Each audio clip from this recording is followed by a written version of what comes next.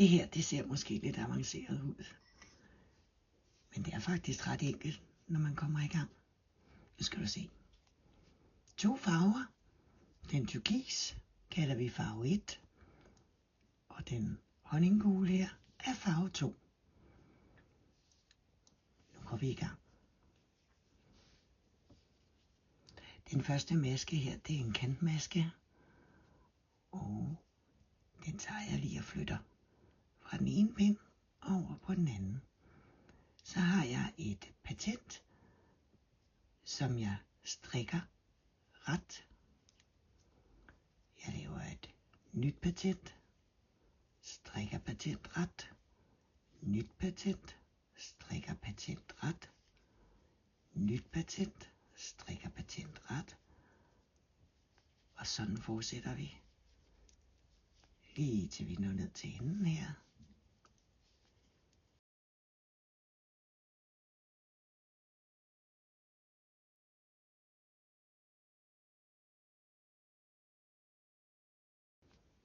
Så er vi nede ved enden, og der har jeg en kantmaske her, som jeg gør i farve nummer 1, og den strikker jeg ret.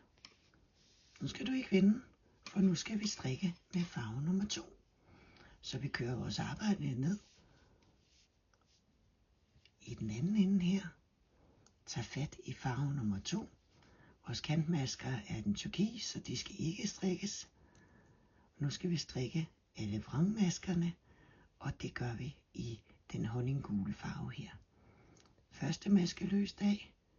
Vi laver et patent og strikker vores patentvrang her. Laver et nyt patent, strikker vores patentvrang, laver et nyt patent, strikker patentvrang. Og sådan fortsætter vi hele vejen herned. Så vi strikker simpelthen den ene side helt færdig, hvor vi strikker alle maskerne. Først retmaskerne, bagefter vrangmaskerne i hver deres farve. Og først når vi er færdige med alle maskerne og når ned til enden her, og så vender vi vores arbejde.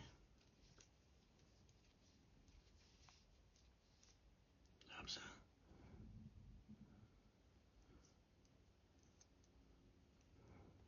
Så skal jeg have alle trådene med her. Sådan der. Sådan.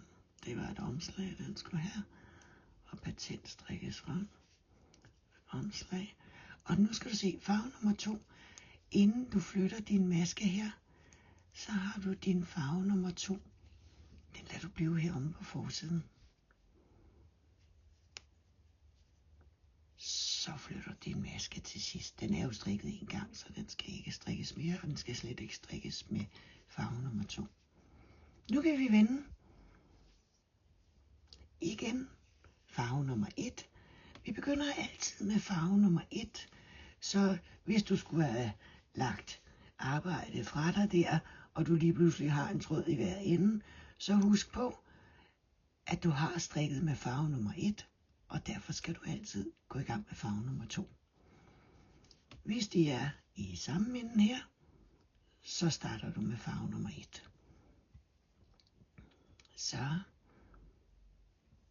den første her, den er strikket på bagsiden her. Den skal vi bare have løst af her. Sådan her. Og nu er alle vores turkisfarver her, de er jo vrangmasker. Så vi strikker patentvrang, laver et nyt patent, patentvrang, laver et nyt patent. Og så gør vi hele vejen dernede af.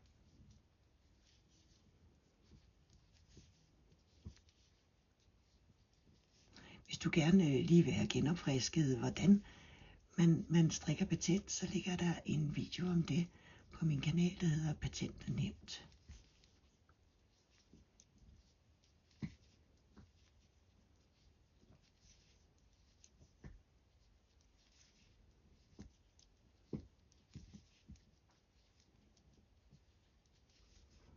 Sådan der, og det er en kantmaske, og det er med turkisfarve, så den skal strikkes. Jeg plejer gerne at sige, aldrig den første, altid den sidste. Så kører vi arbejdet tilbage igen, og nu skal vi have strikket alle vores honninggulemasker. Der skal vi have strikket det ret.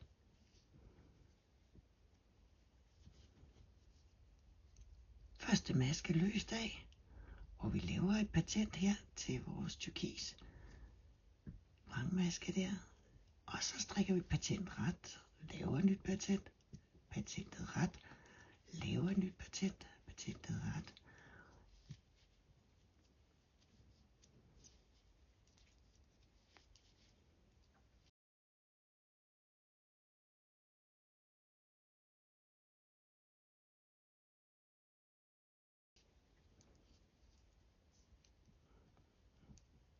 Og så har vi den foran her.